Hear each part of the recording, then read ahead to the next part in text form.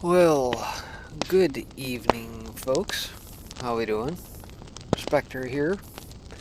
It is a Saturday night now on this second day of October here, into the fall time. And I know a number of you folks have asked whether or not I was going to fire up the old fireside chats. And so I says, got a little bit of time on the hands tonight, so tonight that's exactly what we're going to do. We'll get the old fireside brought up. Hopefully it's not too terribly loud. All the crackling and popping and whatnot. I've had numbers of you folks that complain in the past about my fire being too loud. So if I need to adjust, you'll have to let me know in chat. But what's the theme of tonight's show? Well, first and foremost, whatever is on your minds, obviously you guys can interact and chat as we go along, but a couple things in that I've picked up on in recent weeks is Orwell and Dune. A couple of unlikely cast of characters, as it were, but nonetheless, Orwell, I've talked about ad nauseum over the years, obviously. But this movie Dune, it's based on a novel. There's a two-part piece that Tom Luongo did here about a week or so ago. Found to be rather interesting and intriguing as it relates to today as well. So those are some of the things I'm going to cover here tonight. But first, before we do, I appreciate you guys tuning in. As always, casual surroundings here around the old fire. A little fall time fire here, and kick back, relax. Grab a beverage of your choice, whatever that may be. A little hot cocoa, coffee, a little brewski, whatever. A little sip and ski, what have you. Doesn't matter. So pull up a log, pull up a chair, and we'll get at it here, shall we? Here is the Bind Killer, Jeans Pretty Pup says. Good to see you, Jeans. So tonight, I'll throw the old switch over here. I'm not going to be sharing any articles or anything. Just kick back, relax, and enjoy the old fire. But I'll let the old headlines roll in as they come in throughout the evening here as well. If it's too much of a distraction, we'll just kill it. But let's see. Yeah, there we go. Yeah, I know sometimes we get some folks come in here and say that the old fire is a little too noisy. But it is what it is. So tonight, like I said, 1984, Orwell and the Woke. Victor Davis Hanson had this article out yesterday. It says 12 voices were shouting in anger, and they were all alike. No question now what had happened to the faces of the pigs. The creatures outside looked from pig to man, and from man to pig, and from pig to man again. But already, it was impossible to say which was which. And of course, if anybody has read Animal Farm, that's from George Orwell. Having read that back in high school, you don't really quite understand what all that stuff means. I mean, your mind isn't that developed. You don't have the worldly experiences and things of that nature to kind of see how things would play out. But I can recall reading that back in high school, along with 1984 and all that. And never in my wildest dreams did I expect that, some, dare I say, date myself now 30 plus years later, after high school, that we would be witnessing this very thing play out. It almost makes me wish, one, that I probably paid a little bit more attention in high school, number one, and perhaps maybe I still had a copy of some of those books laying around. It's not to say you can't find them online, but nonetheless. Says, what were we to make of multimillionaire Barack Obama's 60th birthday bash at his Martha's Vineyard estate and the throng of the woke wealthy and their masked Hilat attendants? Was Socialist Representative Alexandria Ocasio-Cortez suffering for the people when she wore a designer dress to the more than $30,000 a ticket Met Gala? Her entourage needs were certainly well attended to by masked Morlock servants. Did the leftist celebrities at the recent Emmy Awards gather to discuss opening Malibu beaches to the homeless when the unmasked stars virtue signaled their wokeness? For answers about these hypocritical wokists, always turn first to George Orwell. In his brief allegorical novella, animal farm. An array of animal characters led by thinking pigs of the farm staged a revolution, driving out their human overseers. The anti-human animal comrades started out sounding like zealous Russian Bolsheviks. 4 legs good, 2 legs bad. But soon, they ended up conned by a murderous cult of pigs under a Joseph Stalin-like leader. And so, the revolution became what it once had opposed. 4 legs good, 2 legs better. Our own woke Year Zero revolution is now in its 2nd year. Yet last year's 4-legged revolutionaries are already strutting on 2 legs. They're not just hobnobbing with the white supremacists and capitalists, but outdoing them in their revolutionary zeal for the rarefied privileges of the material good life. The Marxist co-founder of BLM, Patrisse Cullors, is now on her 4th woke home. She has moved on from the barricades to the security fences of her Topanga Canyon digs in a mostly all-white, all-rich rural paradise. The rewards for revolutionary service. Professor Ibram X. Kendi has evolved from the edgy revolutionary work of flying all over the country, hawking his Orwellian message of all racism bad, but some racism good. Now, he has mastered the art of zooming the wannabe woke for his $20,000 an hour avant-garde hectoring. What of Colin Kaepernick, the mediocre second-string quarterback turned sudden firebrand? He refused to stand for the national anthem and spread his take-a-knee kitsch throughout professional sports. Kaepernick became a boutique revolutionary multimillionaire. For $12 million a year, he pitches Nike sneakers, often made in Chinese forced labor camps. Woke NBA star LeBron James, from his $23 million Brentwood mansion, blasts America for its endless unfairness in service to his totalitarian Chinese paymasters, who will ensure his good life with an eventual lifetime $1 billion payout for hawking their goods. Our other elite wokest navigating around the revolution are even more cynical. The corporate and Wall Street capitalists fielded a little virtue signaling, showing diversity coordinators and woke advertising will more or less buy off the latest version of Al Sharpton-like shakedown artists. Then, there are the trimmers and enablers. These are the wealthy, rich, and the professional classes. They feel and abstract, absolutely terrible about inequality, but hardly enough in the concrete to mix with the unwashed. For them, wokeism is like party membership in the late ethically bankrupt Soviet Union. It is necessary for peace of mind and good income, but otherwise not an obstacle for the continuance of the privileged, comfortable life. The more TV news hosts rant about systemic this and supremacy that, and the more college presidents write STEM penance memos to their faculty about that's not who we are, the more they feel not just good about themselves, but relieved of any real obligation to live and socialize with the other. As for the self-declared non-white other, wokeism is also a top-down revolution of celebrities, intellectuals, actors, activists, academics, grifters, lawyers, and the upper middle class and rich. And they are not calling for a Marshall Plan to bring classical education to the inner city. They themselves have little desire to move in or spread their wealth. They rarely mentor others on their shrewd capitalist expertise that made themselves rich. No, they are far more cynical than that.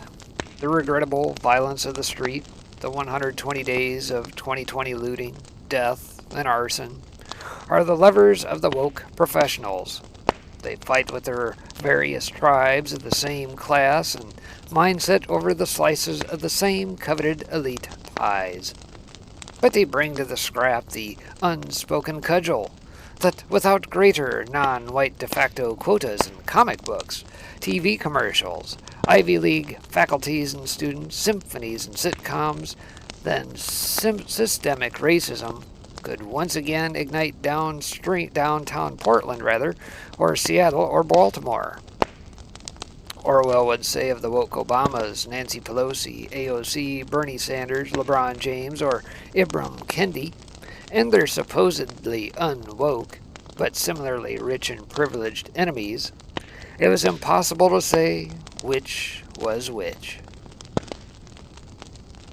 So there you have it. In the words of Victor Davis Henson in recent days, can't tell the difference among them, can ya? All the projection of the corporations. Those who make the decrees from on high, from their mansions. Oh, good to see you. Sunny days out there, Diamond Deuce. See who else is in house here tonight over on the OD Live side. We got Rose Star Bright, good to see you. Charmaine Park, yes. Jeans Pretty Props, Radix in house, good to see you. Got a few of you tuning in across the board. So yes, and along that theme, yet another 1984 related. This little ditty came through on the first, the definitive list of how we're living in 1984. Right now, yep. I mean, dear God, look at the encroachment of the surveillance state, the whole bit. It says, while some may think we're living more of an animal farm existence, pigs hatch a coup and overthrow the humans, only to end up in worse shape, thanks to a dictator named Napoleon, who uses propaganda to obscure his incompetence. Sarah A. Downey, operating partner at Accomplice VC, and Dune fan, gamer, and cosplayer, has assembled a comprehensive Twitter thread on why we're actually living in Orwell's other notable work, 1984, a cautionary tale of life under communism. Presented for your edification, and click here or scroll to the bottom for Downey's July 2020 interview with Benjamin Boyce, where she opines on free speech, cancel culture, and more. So starting off with a Sarah Downey tweet, says, I just finished rereading Orwell's 1984, and if you haven't read it, or it's been a while, I can't recommend it enough. It has incredibly relevant and predictive elements that describe things we're starting to see in today's culture. Here are some examples. And this is a fairly long thread, but we'll get through it. We got time. Good to see you. Dogs at Play and Dee Dee Bender in-house. Good to see you. Geezerman. Hey, bud. Good to see you. So it goes a little something like this. It says, note that I'm not saying that the dystopian, totalitarian hellscape of 1984 is exactly what's happening today. However, the last couple of years have seen some disturbing parallels emerge. The 1984 concept will have a emoji to represent Big Brother. Unfortunately, all these emojis did not come through. I presume it'd probably look better if I probably read this out of the Twittersphere, but yours truly is not on @Jack's platform, so I guess I'll have to suffer emojiless. But I digress. The current expression we're seeing in society will have this other emoji. So I guess we'll go back and forth between the two emojis here all the way through this thread. And I suppose if you want to play along at home, I'll drop the link out there. Maybe you guys that are on Twitter will see what I mean. Let me throw that out there for you guys. Sarah A. Downey, you can probably follow along behind the scenes there. But like I said, it goes a little something like this. It says, discouraging good relations between the sexes by only allowing unattracted people to marry, weaponizing sexual frustration into political rage. And the opposing says, labeling stereotypically masculine behavior toxic, the all-time low rate of having sex, particularly in millennials and Gen Z. Changing the meaning of common words and phrases instantly and punishing those who do not adapt. And the opposing says the redefinition, literally, overnight, of phrases like sexual preference, used to be fine, suddenly bigoted, and rewritten in the dictionary. And that actually lists some supporting articles with these, one out of Reclaim the Net, highlighting that one. Tactical language changes continued. Changing definitions of racism to pretty much anything where there are disparate outcomes among races, and white supremacy to pretty much anything involving white people. Yet another article. The first of which says, the ubiquitous presence of technology that delivers you content, but mainly serves to spy on you. Primarily the telescreen, but also the cameras, mics, etc.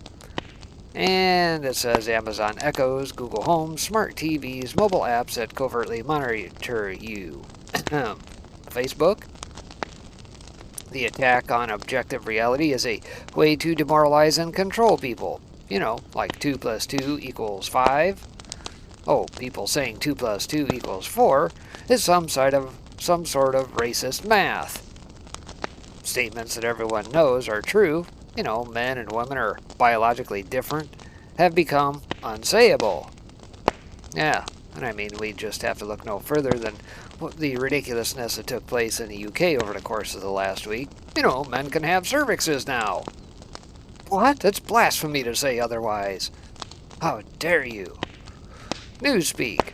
The party language in 1984 designed to eliminate critical thinking, free will, personal identity, self-expression, and descriptions of objective reality. And the opposing says political correctness, resulting in dehumanizing language like bodies with vaginas for women. The Newspeak tactic of renaming words and phrases so that disagreements is hard. You know, example, removing bad as a word and replacing with ungood. Slogans like Black Lives Matter, where the broadness of the phrase makes it difficult to state any disagreement with its methods. Memory holing, where the controlling government effectively erases a person, word, or event from history. You know, we got the government-led disappearing of uncooperative individuals. Example, in the CCP memory holing actress Fan Bingbing. I'm sure you guys probably recall that, huh? The party changing the status quo in real time, then acting like it's always been this way. We've always been at war with Eurasia. And as an example, Biden saying in 2020 the vaccines won't be mandatory, then making them mandatory for millions in 2021. Don't believe your lying eyes, folks. It never was said, was it? Of course not. Another example of we've always been at war with Eurasia below. The sudden shift in summer 2020 from if you're out in the big groups, you're literally killing people, to if you're not out protesting in big groups, you're a bad person. And another example of we've always been at war with Eurasia below is the example of the current administration expressing hesitance about certain shots under Trump, and now behaving as though such hesitancy is inconceivable. Crazy. And it continues. Tiered society, the elitist inner party on top, then the outer party, then the proles. The inner party have special privileges and exemptions from rules. And then, of course, we've got the rules for thee, but not for me. You know, like Gavin Newsom's French laundry dinner and only staff wearing masks at the Met Gala. Then we get to the old double-think and speak, phrases that are obviously false but stated as true. Freedom as slavery, ignorance as strength. And today we get the Clown News reporting on mostly peaceful protests in front of burning buildings. 2 weeks to slow the spread, lasting 563 days. And more doublethink. My body, my choice, applying to abortion rights, but not vaccine mandates. Feminists who support women's sports, but see no problem with people who live 30 plus years as biological males competing in said sports. Oh, the Ministry of Truth, you ask? Well, which concerned itself with news, entertainment, education, and the fine arts, and puts out propaganda. Well, the too close relationship between big tech, the media, and the government and their fight against misinformation, aka whatever ideas they dislike. You know, things like medical misinformation that many of us have had some things taken down off of Susan's platform. Yeah, that kind. Oh, and then the Ministry of Truth continued, where we get the media and big tech declaring that story about Hunter Biden's laptop wasn't true, when it was. The same declaring Russiagate was true, when it wasn't, at least in part. And then we get the mandate that there's only one correct political party and set of opinions. The parties. Many people's repeated insistence that they're on the right side of history, and the increasing lack of tolerance for any diversity of opinion. Oh, vaporization. Your name was removed from the registers. Every record of everything you had ever done was wiped out. Your one-time existence was denied and then forgotten. Several cancellations where one becomes an unperson, fired, socially isolated, etc. And I guess I might add, just look up Laura Loomer. Her picture's probably right next to it in the dictionary. Indoctrination of children so that they become spies who turn in their parents for wrong think. The increasingly political stance of many teachers who take it upon themselves to transfer political beliefs to children, rather than educate them neutrally and factually. Seems we've seen that with some folks at Project Veritas chased down the street with, perhaps?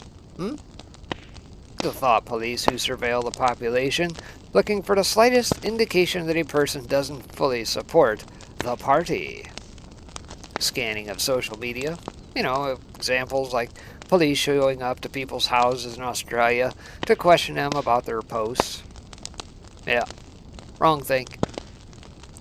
Controlling speech to control and prevent thought. Social media platforms silencing people like Nicki Minaj, applying misinformation warnings, blocking hashtags and link sharing around convos they don't want to exist. Using citizens to spy on each other and report ungood behavior. Example, Texas 6-week abortion law encouraging citizens to report anyone in violation. And encouraging citizens to turn in others who aren't following lockdowns. Like down in Australia, right? Tribalism. The party versus the brotherhood. Tribalism. Vaccinated versus the unvaccinated. Left versus right. Republicans versus Democrats, etc. How about we focus on something we can all agree on? Avoiding a future like 1984. Wow. So much of that rings true in today's day and age, doesn't it? Watching it play out in real time.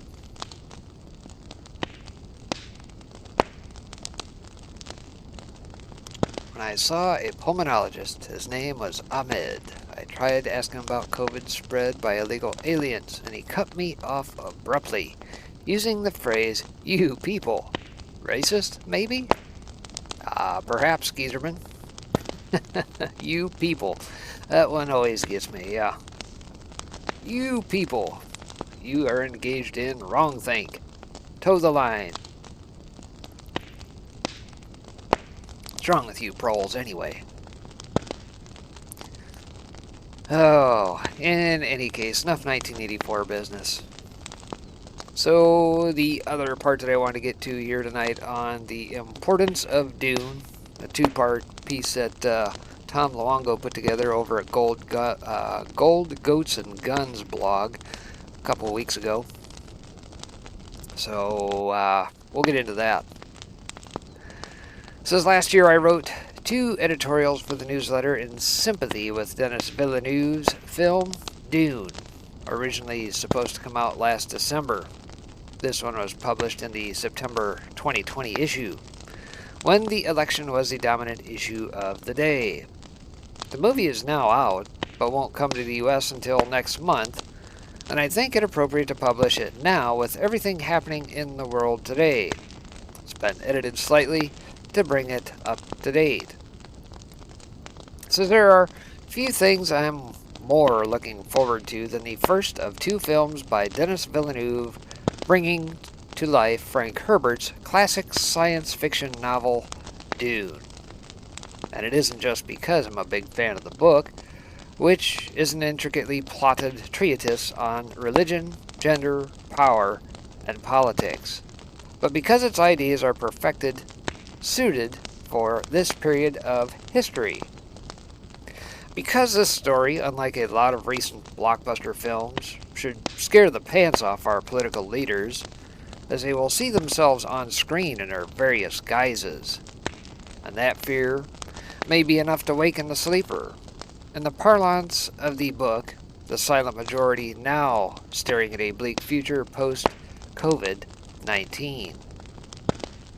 In the hands of Denis Villeneuve, a filmmaker perfectly suited to the material, we could be looking at a movie which becomes a turning point in the culture war.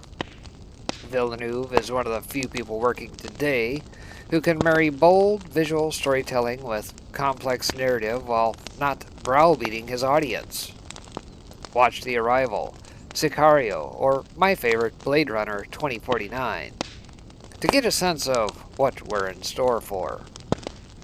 He reminds me of Ridley Scott at his best, which Scott hasn't been at for decades. Dune is the story of a spacefaring humanity at a time of crisis whose entire civilization, thanks to previous periods of barbarism, is dependent on a single commodity, the spice. And spice can only be found on the planet Arrakis, or Dune. The metaphor to oil is obvious, since Herbert published the book in 1965.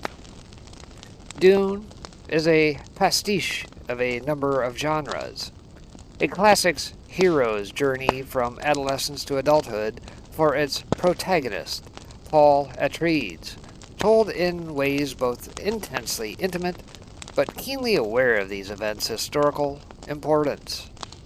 It is an intense political drama with 6 houses vying for control against a rising religious jihad against their rule.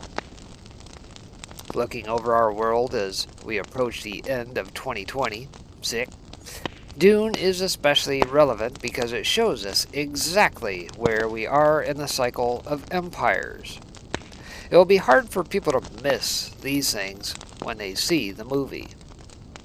The film will make very clear, if told properly, what happens when the concentration of power in the hands of the few at the expense of the many becomes toxic. The corruption of the houses, their plotting and scheming against each other for control of the spice, drives all the external action. It's a deep look at a society coming unglued at the seams, where the political structures in place for centuries have become sclerotic. But it is also a linear narrative that, if stripped of its excesses, tells a streamlined story about the rise of a new world on the ashes of the old one.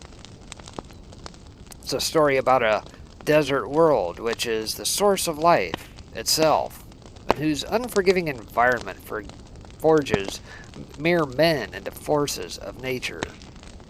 Because, ultimately, Dune is about the limits of power and how it corrupts everyone, it reminds all of us that fear is what drives men to make desperate plays to maintain power.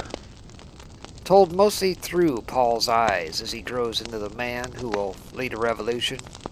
It is the growing unrest of the people which forces the hand of the Emperor to set things in motion, and who exists as a vague threat to come in to crush anyone stupid enough to cross him, and is near unlimited power.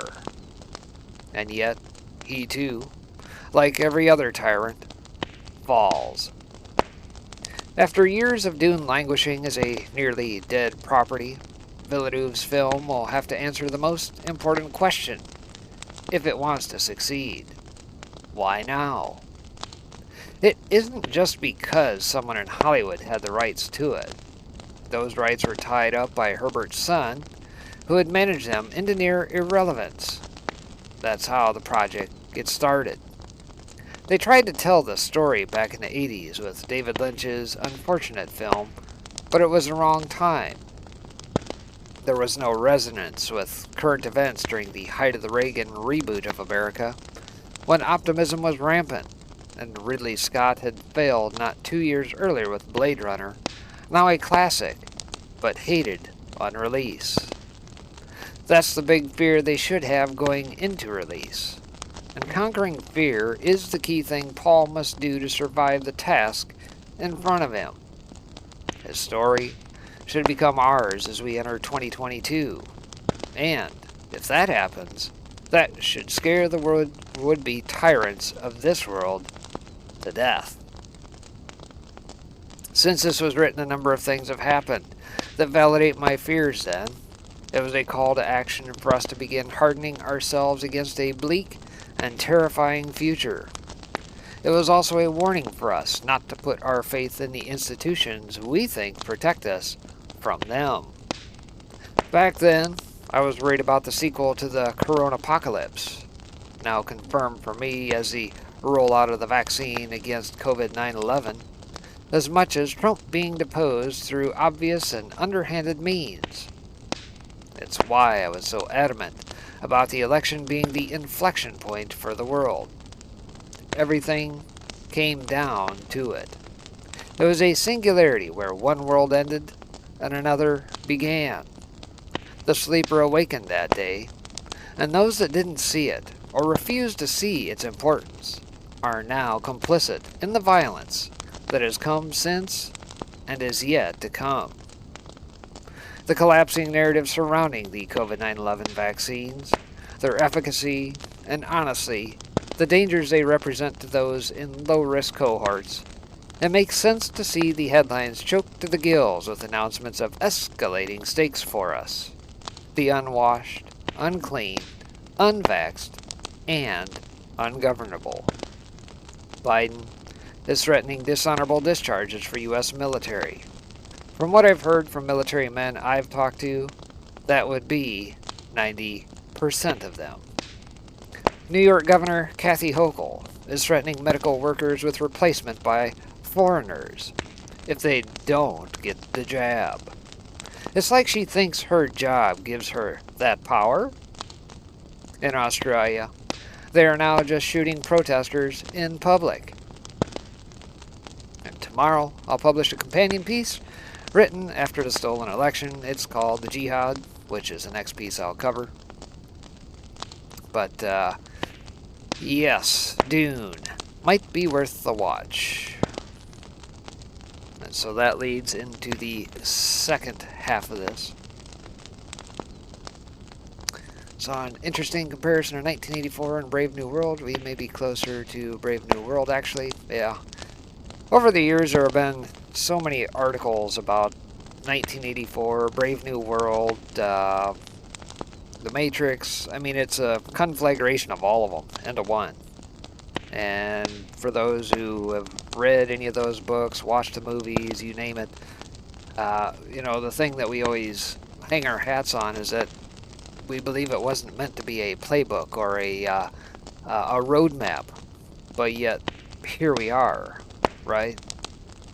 At the end of the day, we're seeing this playbook in front of us play out exactly as it was written, as if it was meant to be a playbook for them to follow. And yet, people don't see it. So, Let's continue with part 2 here. It says the importance of Dune, part 2, the Jihad. It says in 2020, I wrote a pair of editorials for the Gold Goats and Guns newsletter in sympathy to the movie's original release for last December.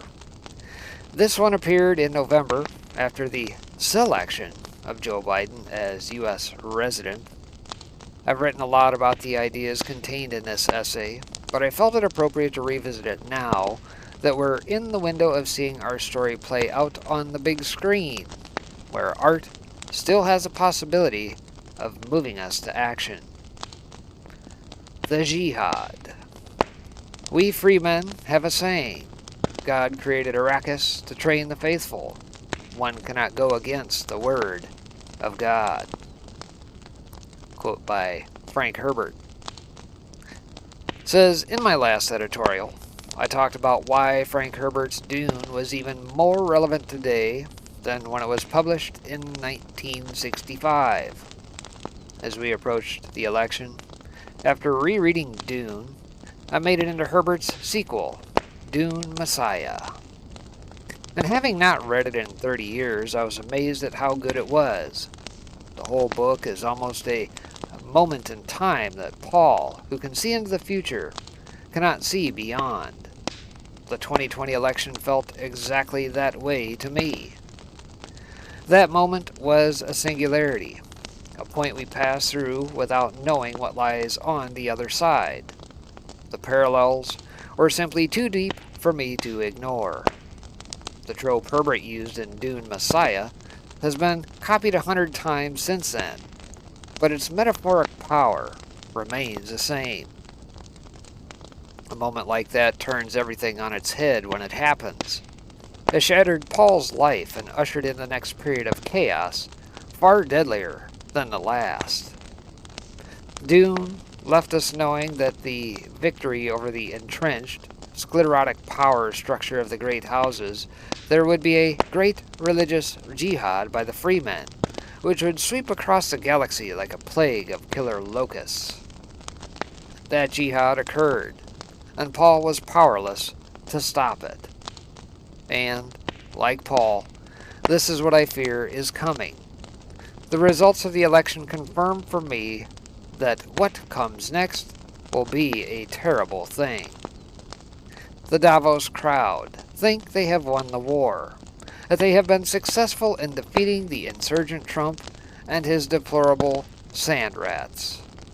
They think they are only a few of us vocally, leading a loose contingent of conspiracy theorists on the fringe of society who can be easily controlled and marginalized. This was the mistake the establishment made in Dune, thinking that freemen numbered in the thousands. In reality, they numbered in the tens of millions, and were viciously angry, self-sufficient, and disciplined, ready to remake the world and shut off the source of the power, the spice. When Dune was written, the spice was a metaphor for oil. Today, information is the currency of the realm, and Davos thinks that by controlling all information flow, they can control everything else. But they don't control the information anymore, even if it looks that way.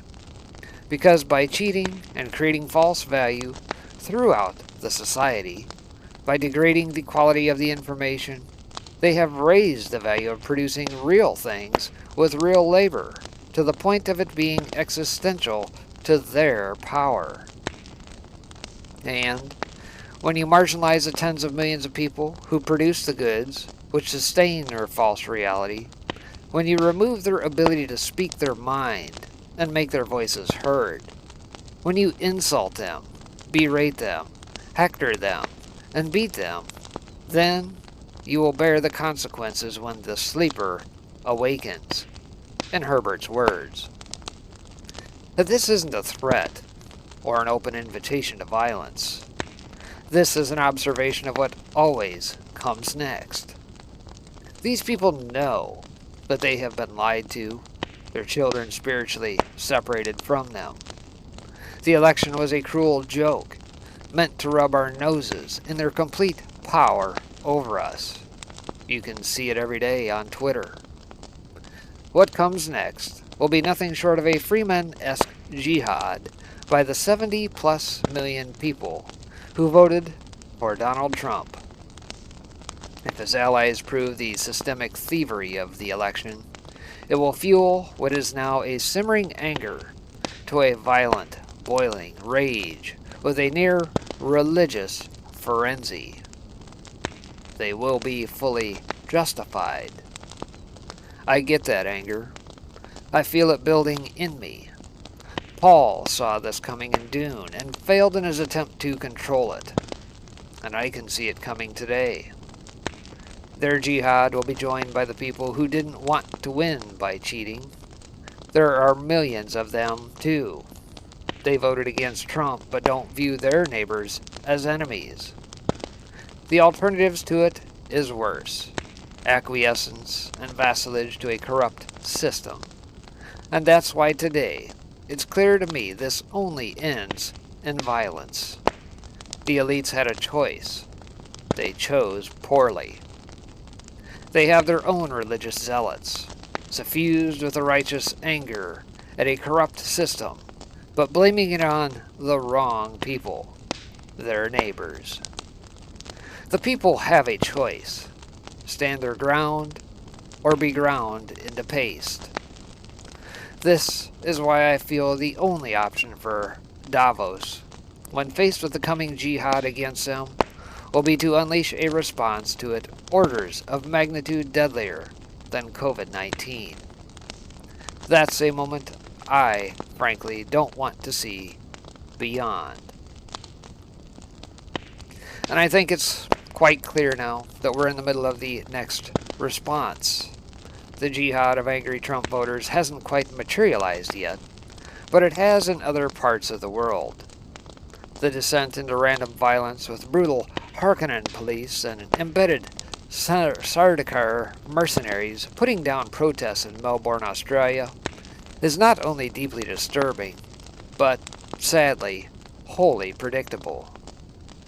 The Freemen were trained by Iraqis throughout privation and extreme thrift imposed on them by the desert to find meaning and beauty in the simplest things. We're not there yet.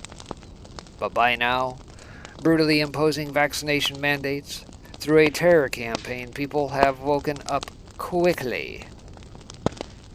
Because they already saw the problem, if they didn't want to believe it would ever come to this. The sleeper will awaken here in the U.S. The more they take away from us, the more it will feed the burning inside.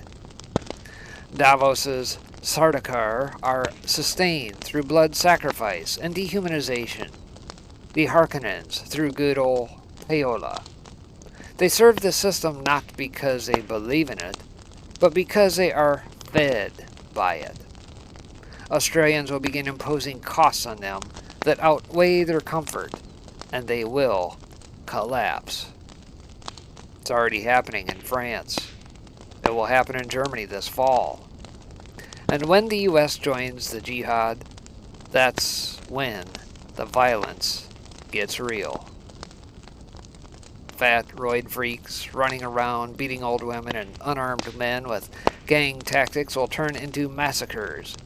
But not for us. For them.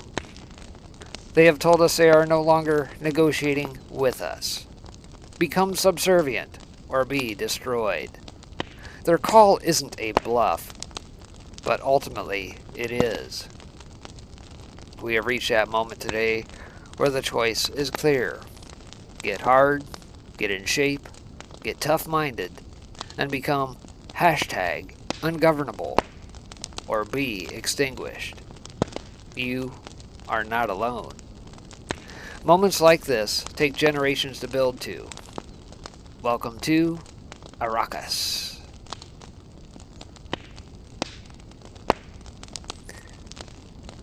So there is that piece. Looks like I'm going to have to go find the movie Dune the Messiah. Take a peek at those, see how those compared to what we see playing out here today. What's you guys' thoughts? Dean says, so true, absolutely. You think it'll get to that here? Do you think the masses will awaken enough? How many people have to be laid off as a result of corporations and companies pushing this because mandates? You know, I've talked about this over the last couple of weeks that Pew Research came out with a poll that says 50% of companies are going to go ahead and follow said mandates. We've seen in the past nurses go up against the system, come up against some leftist judges down in Houston. A couple, what was it, 120, 140, whatever it was. And, you know, they got kicked to the curb. We saw that the folks up in New York, similar deal. Tried a last-minute plea in recent days, tried to take it to Supreme Court. Sotomayor shut them down. No justice. We're not going to see it through our court system, folks. Stop believing that we're going to see something different through the systems that we have and expect different results. It's not going to happen. We saw it play out on November 3rd. We saw it play out all throughout the contestation of all the various court cases and that came through. No evidence, they told us through the Mockingbird media. Don't believe your lying eyes. Right? But I guess affidavits don't mean much. The thousands and thousands and thousands that were collected of wrongdoing, of nefarious deeds. I guess the eyes in the skies and the cameras and that in Georgia, those don't make too much of a difference. We were told once upon a time by Q that there will come a day, but they will not be able to walk the streets. How far away do you think that is? How long are we going to watch the Australias play out? The Frances play out? The Italys play out? Before that arrives here back at home. At least for those of you tuning in here stateside.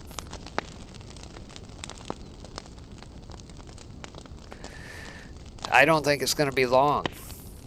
And they're pushing us to that point, right? I've been talking about what's been going on financially with the supply chain breaking down. And they think that the Federal Reserve will be the mighty savior and just print more money and it'll all go away and everything will go back to quote-unquote normal, right? Not so. These are systemic issues. Not like the systemic BS racism crap that the Mockingbird media would try to push. No, this stuff is entrenched. I mean, dear God, we find out that LA and Long Beach ports are not even running 24/7 operations to unload cargo, to get to trucks and trains and things of that nature to transport goods all across this country.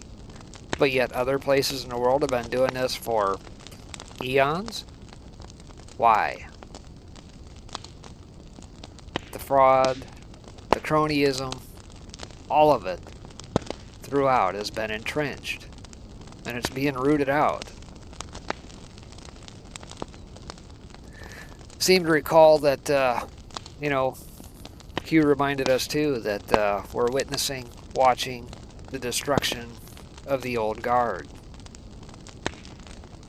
Don't think for a second it's not going to happen. It already is. They think it's going to go their way. But is it? Just highlighted the other night too.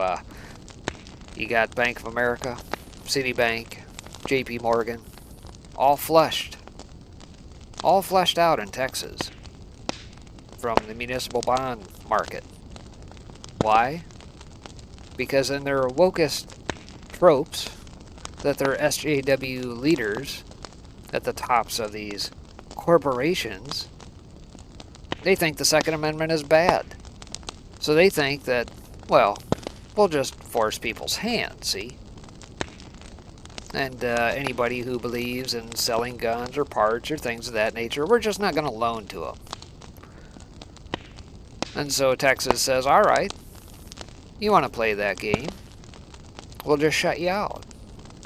All those fees, all the underwriting fees and things of that nature that you guys do, we'll leave that to the other 74% of banks who will actually play. Which is quite ironic, again, given the fact that the banksters are fleeing blue states, heading to red states like Texas, like Florida. And, yeah, they're going to pay for it. Woke SJW corporations got no time for you at this point. Will we see them fail? One can only hope. More they will lose, but we will not have prepared. Yeah, agreed. And that's the thing. Get prepared now. There is no any further time to lose. Have your rations. Get to know your neighbors. Like-minded individuals. You know, we've talked about this many a time. The time is at hand. I'd like to believe Americans would stand for that crap, but I've known to be wrong from time to time. Yeah. It's hard to say. You know, we also were told way back in the early days that, you know, number one, the ending's not for everybody. Number two, that, you know, probably 80% of the populace, you know, can be changed. The other 20% not so much. My guess is that 20% resides on the coasts, mostly the blue states. And it's exactly the very things that our founders warned against as well, and it's part of the reason why we have this thing called the Electoral College, because they knew back then that these elitist folk, these commercial folk, would try to overtake the rest of the masses. And here we are. Think back to prior to 2016, 2018 midterms, 2020. How many states were trying to do away with the Electoral College and just go strictly with the popular vote? And where would that have put us if, you know, 2020 would have not been undetected, let's put it that way. They said he got 80+ million votes, did he? Really? How many were duplicates, as we found out in Maricopa County and all these other states? K2 says, I flew into Long Beach, California yesterday. I saw more than 75 ships anchored offshore, full with containers. We are living a lie. There is no shortage of supplies. Yeah, we aren't living short of supplies. The problem is the rest of the supply chain structure is broken. Look who controls rail. Berkshire Hathaway. Most of the rail. Same reason why they shut down the pipeline, because old Warren Buffett, wants to control that rail and make all the money he can shipping that rather than through some pipeline. Literally start shutting down rail cars and things and offlining them and everything else, and shipping them off to major rail yards like Chicago. I mean, a couple, 2-3 months ago they started doing that. A couple years ago they started yanking cars off the rails net because of lack of use. Covered that a little bit out of American Shipper the other day. But again, it's exposing all of the bottlenecks in the supply chain. And if you look at your store shelves today, how many holes do you have on your shelves? Is it because people are buying all this stuff up? More demand than ever? Might be an element to that. It's just classic supply and demand, but if you can't get product from A to B, then yes, we're going to see shortages. And is it contrived? Partly, yes. Shipping costs are way up. Container costs way up. All of it. Let's see. As far as I'm concerned, they can keep their China junk. Well, yeah, I don't disagree. But the problem is that we have outsourced all this stuff to the degree that we no longer have manufacturing here in this country. And my fear is that the vampire squids, like the Goldman Sachses and the banksters, if we were to try and rebuild that now, think of the hoops we would have to go through to attain capital to start up a factory to be able to produce widget A and widget B, right? Well, look at where Agenda 2030 is painting us at this point. The Federal Reserve, People's Bank of China, the ECB through Lagarde, all these guys, what are the big pushes right now? ESG bonds. ESG, it's all environmentalist crap. It's all the continued wokeism of corporatism. You know, hydrocarbons bad, oil bad, coal bad. And look what's happening. Playing out through Europe right now. They're looking at a winter of discontent, like back in the 70s. Why? You get all these SJWs that have pushed their way up to the top tiers of their various companies, organizations, making these decisions without rhyme or reason, logic, facts, things of that nature. And lo and behold, what do we have? They say, "Thou shalt switch to wind and solar. Get that crappy coal and oil and gas out of here." Oh, what happens in the meantime? You know, article we covered the other day says some of these little nuclear plants and that they want to fire up. They want to modularize them. Great. Sounds like a good idea. The problem is the design, the build, the permitting, all that stuff. How long do you think that takes to work its way through by the time it's actually online? 20 years? 30 years? So we have nothing to bridge the gap.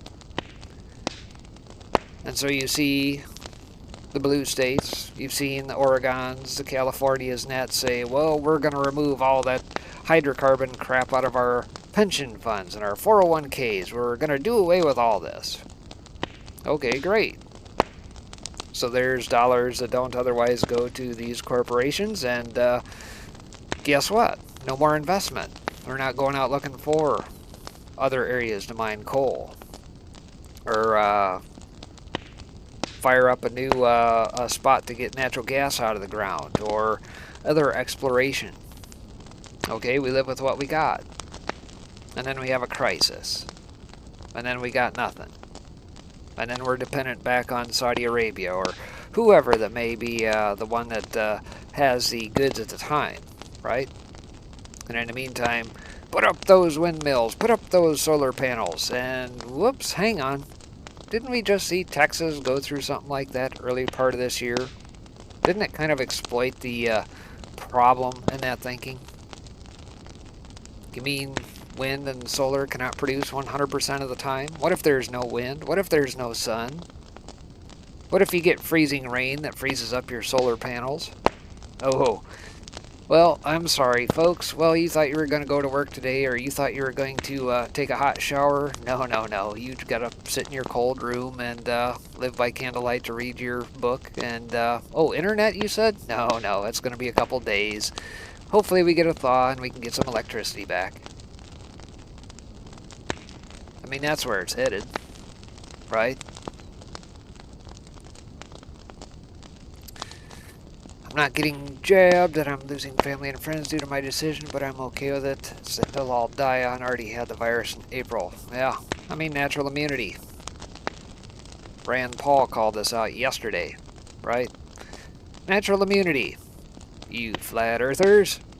That's what Becerra would have us believe. He wants to castigate all the deplorables who may have already had this and gotten immunity afterwards, which, by the way, the studies say is what? How many times better than the actual jab? 7 times, 13 times, 30 times? I can't remember. So many figures have run through the old head here with all these studies. But that's too much truth. Take the jab anyway. Oh, what's that? It only lasts for about 12 days. Well, take the second jab. Now you're fully vaxxed. Oh, wait a minute. Now there's a booster. Third, fourth, fifth. Well, I'm sorry. Your kids are going to be on that jab indefinitely, says Moderna CEO. Subscribe to us. Perpetual customers.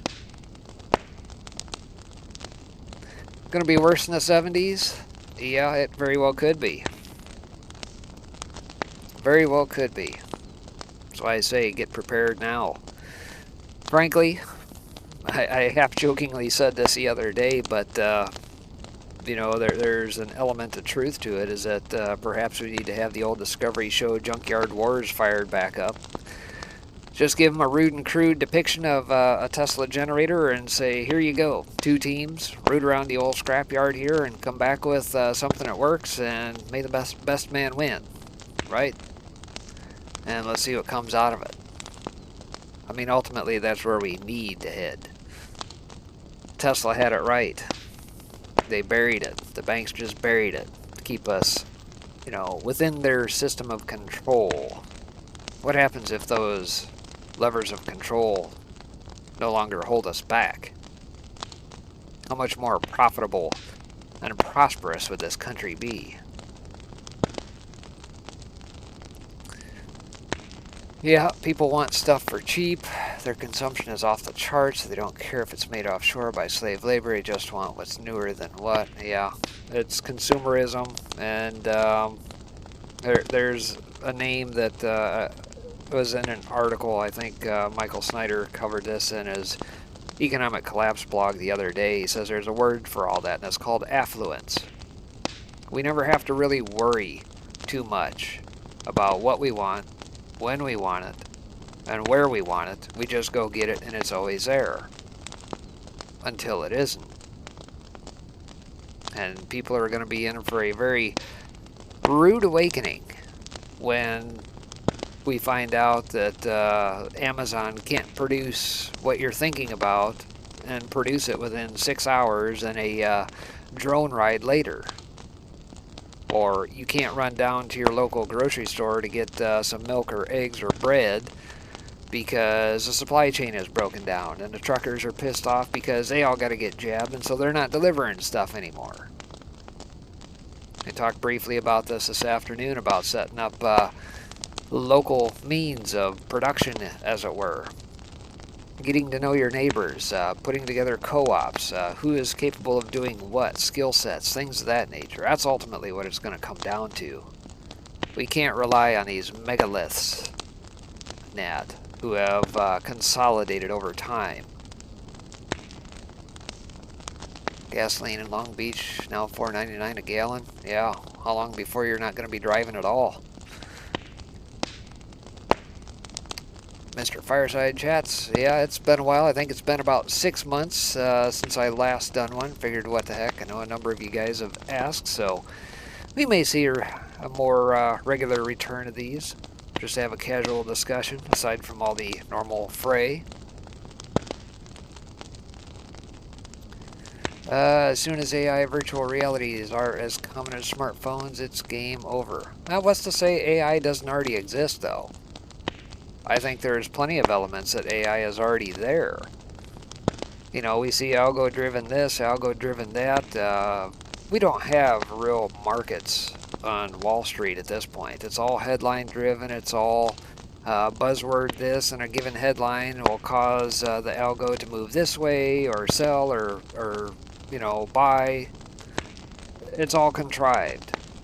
And all these hedge funders, Nat, who've got these proprietary algorithms, Nat, fastest to the market wins, obviously.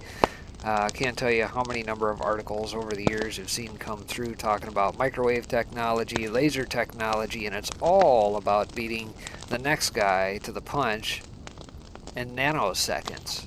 Not milliseconds, not seconds, not even minutes, but nanoseconds. AI bots control the world at this point in a world of markets.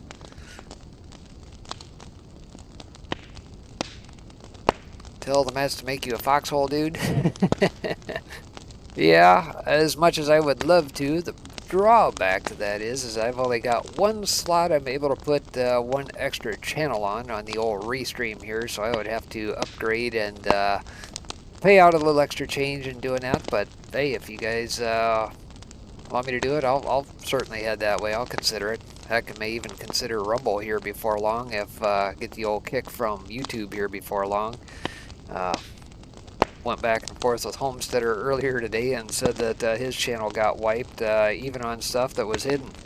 So I says, well, if your stuff was hidden and I'm still going, I guess I'm not too terribly far behind, because I'm not going to shut up about this stuff. I'm not going to cater to their algos and the SPLC and ADLs and that who sit behind the scenes, all that good stuff. Nah, not going to do it. I'm not going to yield.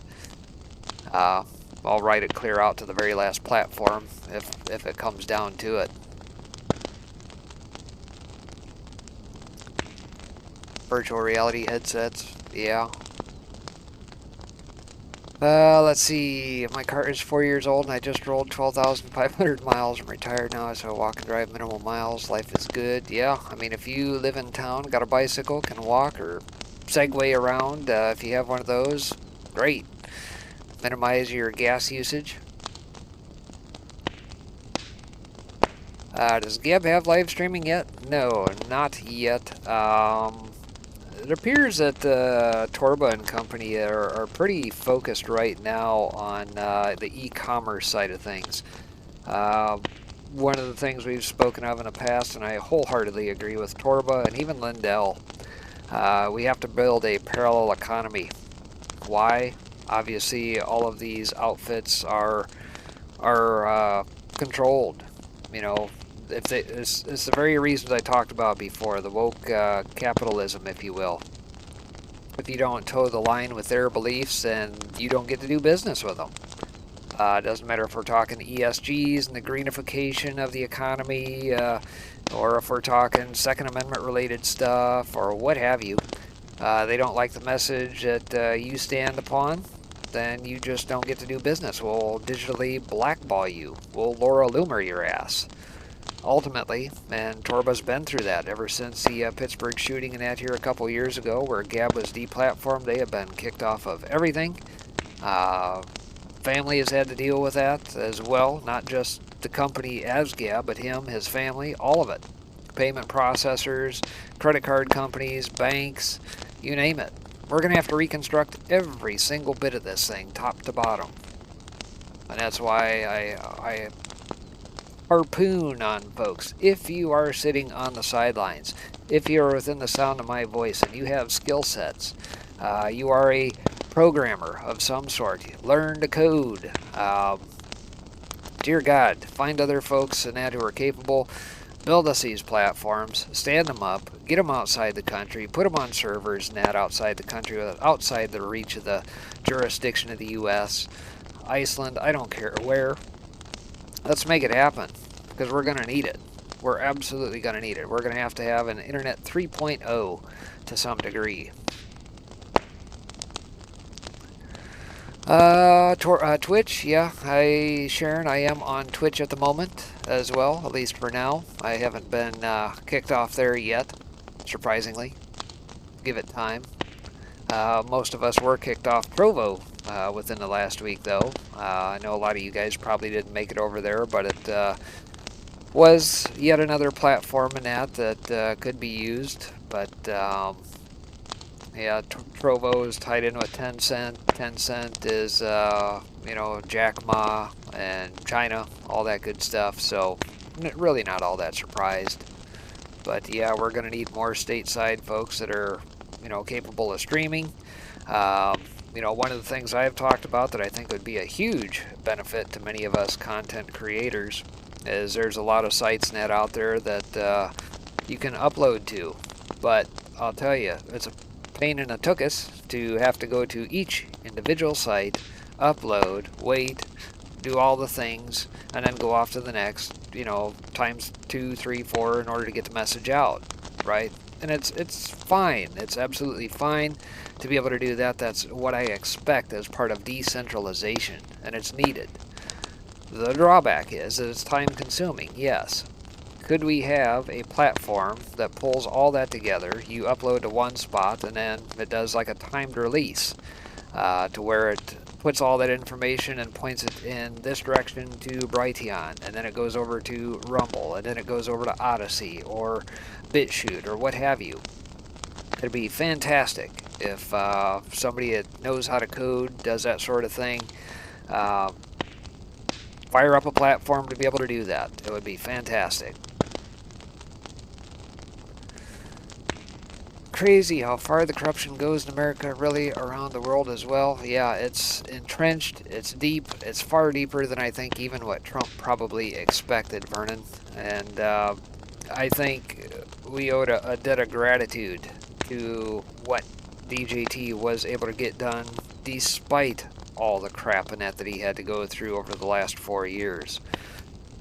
Consider how long it's taken for a lot of this Russiagate BS to finally cycle through. Whether we're talking Durham, I think we saw out here today that there was an extended piece to the OIG report, FISA-gate, just the level of corruption through the secret FISA courts.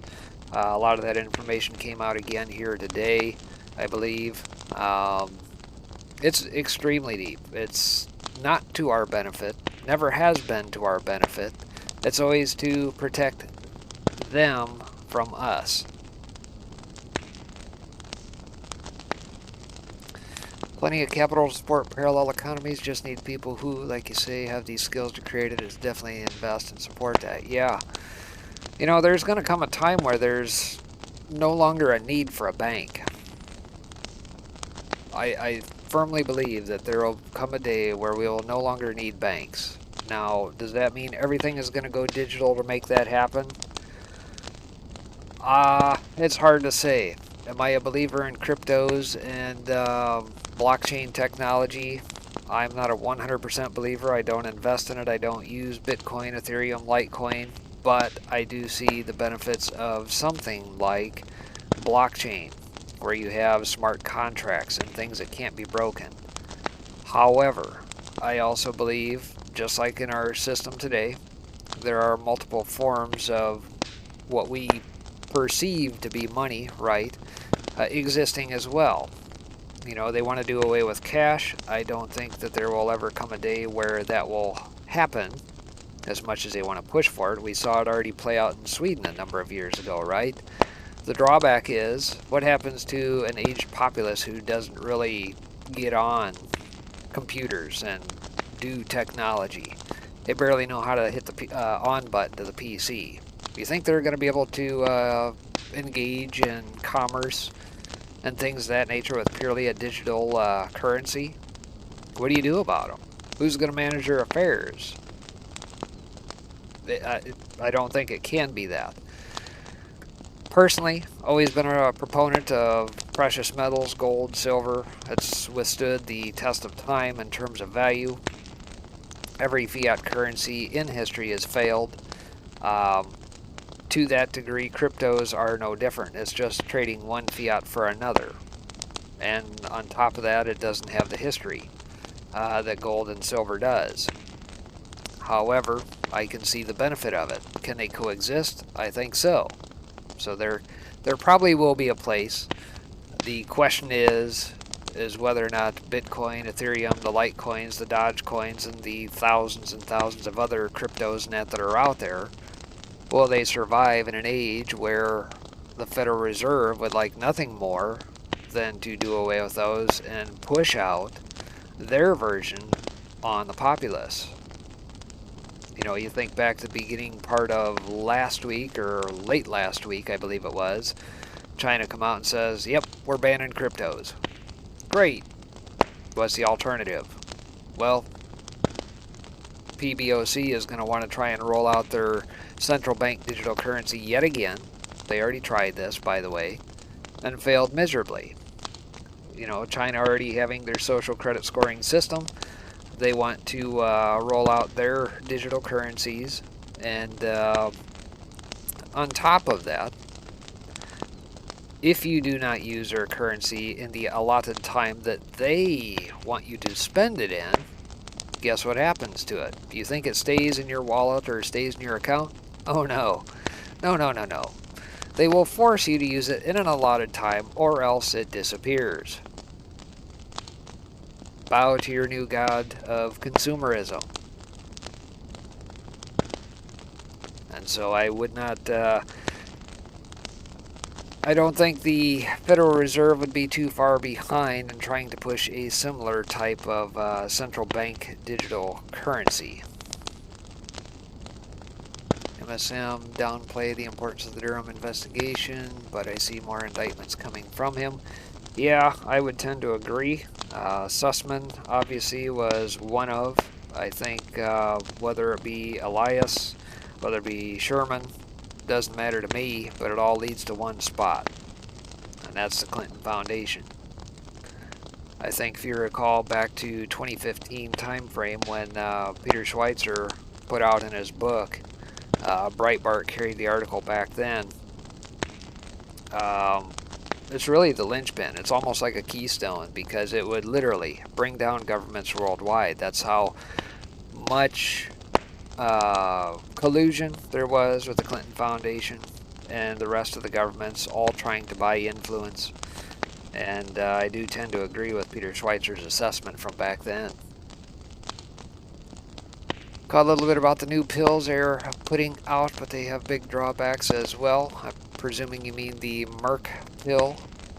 Yeah, haven't seen a ton about what exactly they will do in terms of treatments, or if they are to coexist or replace jabs. Guess we'll have to see how that plays out. I don't see the White House and old Fauci-cus backing down off the jabs anytime soon, regardless of a pill being out there. Trump having another rally soon in Iowa. He is keeping the troops inspired and exposing the criminals who stole the election. He'll be back, in my opinion. Yeah, I did see, I think he's supposed to be in Des Moines, I think it is. Here, what, next week or so? Gieserman? I can't remember. That one's actually within spitting distance. Don't know if I'll make that one or not, but I have yet to be to one. It'd be kind of interesting if I actually made it. But really, the ball is in his court. Even some of the prophecies and that are out there will say that he's going to be put back in, however that happens. Again, the thing that I always tend to fall back on is, and the people who go against and say, well, there's no precedent, or it's not in the Constitution, this, that, or the other. You got to think outside that paradigm. You got to get outside that box of thinking. You got to think much bigger than that, of what law is versus our legal system constraints that we have. You have to start thinking about things like maxims of law that predate our Constitution that's only 250 years old. Maxims of law go back thousands of years, are understood to be these things all throughout history. And fraud being one of those, fraud vitiates everything, ab initio.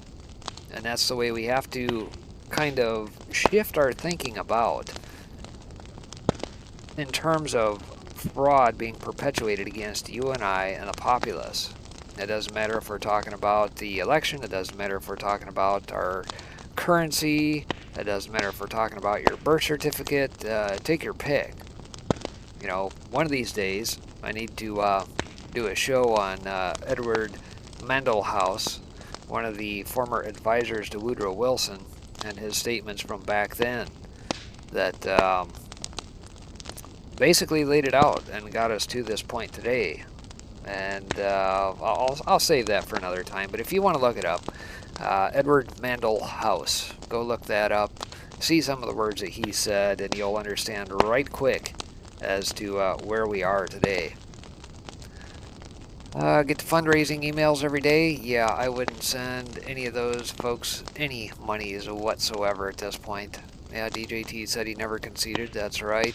Reason he stated that. Keep an eye on Bobby Pitton.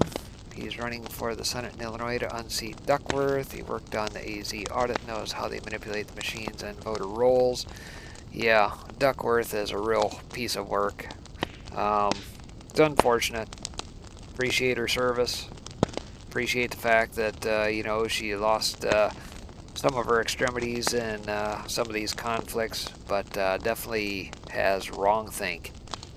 And, you know, we have got a monumental ways to go in this state of Illinois to turn things around. But the bad part is right now there's a lot more U-Hauls going out of the state than are coming in.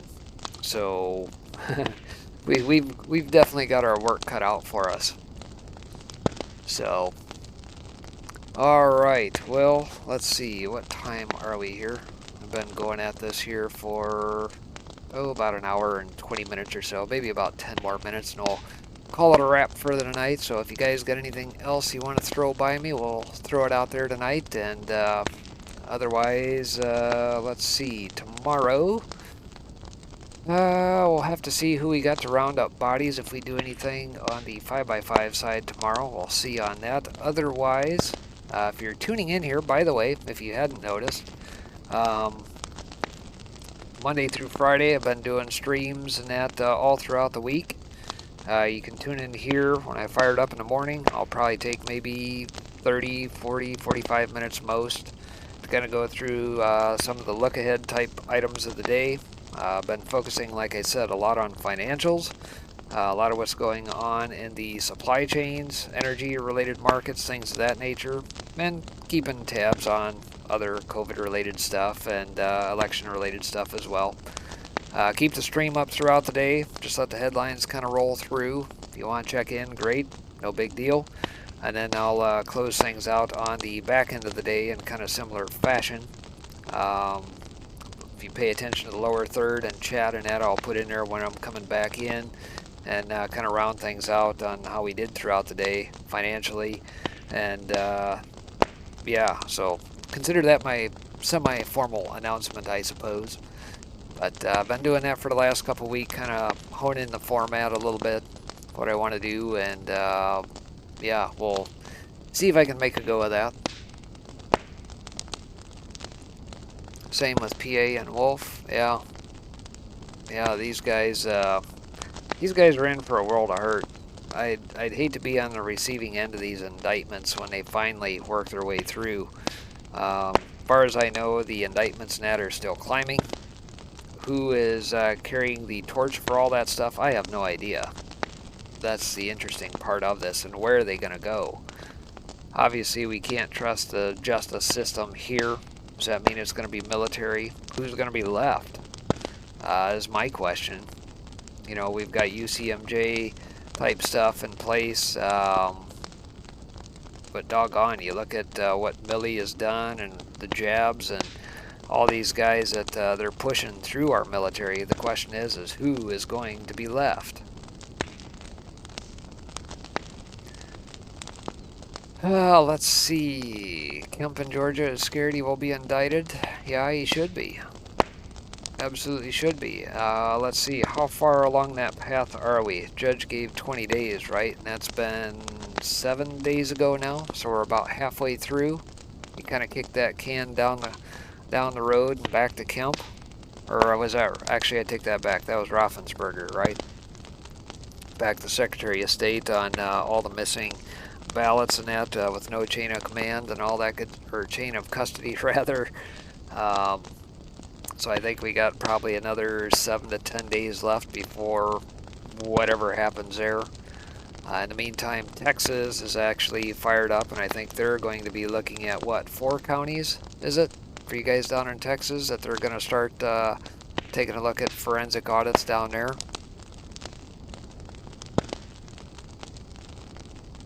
Yeah, maybe you guys will pipe in, I don't know. But aside from that, I think there's some other states looking into it. Pennsylvania, don't know where Michigan's at. I know Wisconsin is still pushing. Bottom line, it needs to happen in all 50 states. You know, you think back to Lindell's Cyber Symposium, we had reps there from all 50 states. Wendy Rogers obviously has been out pushing all across the country, traveling to many of these states to help jumpstart things and inspire folks, etc., etc. We're going to have to do that in spades here in very, very short order if we're going to make any changes whatsoever by 2022. I'm on board with the whole no 2022 votes until 2020 is resolved.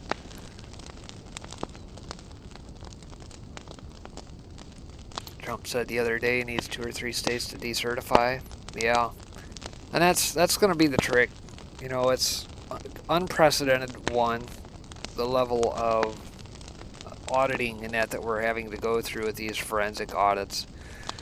The media will try to castigate and vilify these folks, you know, because they're not on the take like their typical guys who would snow people over with their quote-unquote audits.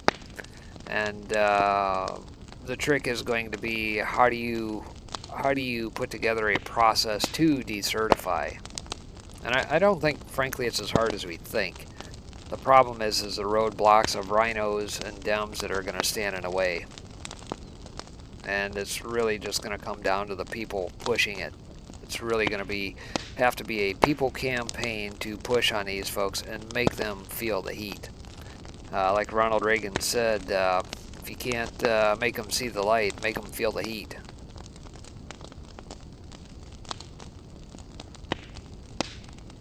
No judges should be involved. No, it shouldn't. No judges should be involved. And on top of that, anytime the DOJ tries to get involved, they need to take the Arizona approach. Sure, come on down. We got a nice jail cell waiting for you. Stay out of our affairs. Thank you. That's what the 10th Amendment is for.